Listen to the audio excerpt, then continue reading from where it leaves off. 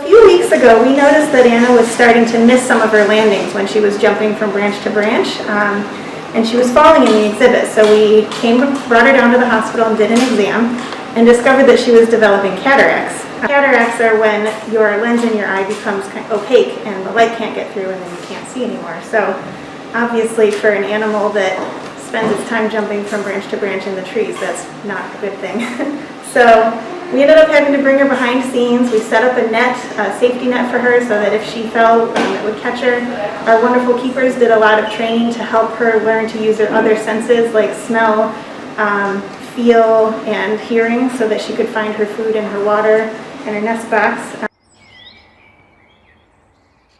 Cataract surgery has been performed in various different species, including non-human primates before, but to the best of our knowledge, nobody like Anna. One of the biggest challenges was the anesthesia. You know, she's so small, and to me that was probably the biggest hurdle that you all got through. So with her anesthesia, just one thing that I think is most challenging is because of her teeny tiny size, it was very difficult to gain airway control and to get a breathing tube into her, and so we were not able to do that and had to rely on mask anesthesia, but we also did have IV access, which I think helped. But so kind of titrating things and watching things closely because we didn't have control of her airway is, I think, a little nerve-wracking, but she did really well.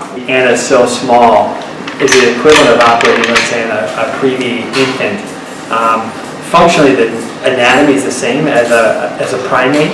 You know, Anna has very similar eyes to humans. It's just everything's at a smaller scale. So we had to use some of our micro instruments. We had to fashion new instruments to kind of fit into Anna's eyes. You know, a little more care and precision, kind of working in a small space. But that was probably the biggest difference, is everything was just more on a smaller scale. And another thing to consider is that in people with this type of surgery, they can medicate themselves and you can tell them to take it easy before and after surgery, whereas in Anna, we have to kind of come up with a plan where we can't ask her not to rub her eyes or to put in eye drops herself. So the management's a little bit different before and after surgery. This is to do cataract surgery in animals, again, because you can't explain to them that you're trying to help them or ask them to lay still or to look to the left or the right or to hold their eyes open. Unfortunately, animals have to be anesthetized for surgery like this. Obviously, that's tricky in a very small species. If we make the analogy that the eye is like a camera, having a cataract is just like a camera where the lens cap has been left on. So as soon as the cataract's removed, as soon as she wakes up, she'll be able to see. So the recovery process in that sense is pretty easy. She just wakes up and is visual again. We'll be maintaining her with antibiotics and anti-inflammatory drops.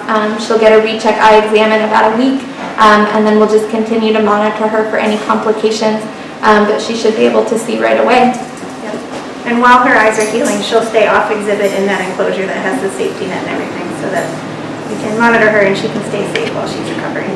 Hopefully we could give her the gift of sight for her birthday tomorrow. The goal is to be able to restore her vision enough that she can go back to doing monkey things, you know, jumping from branch to branch, being with her brother on exhibit, and just give her the good quality of life back again with her vision.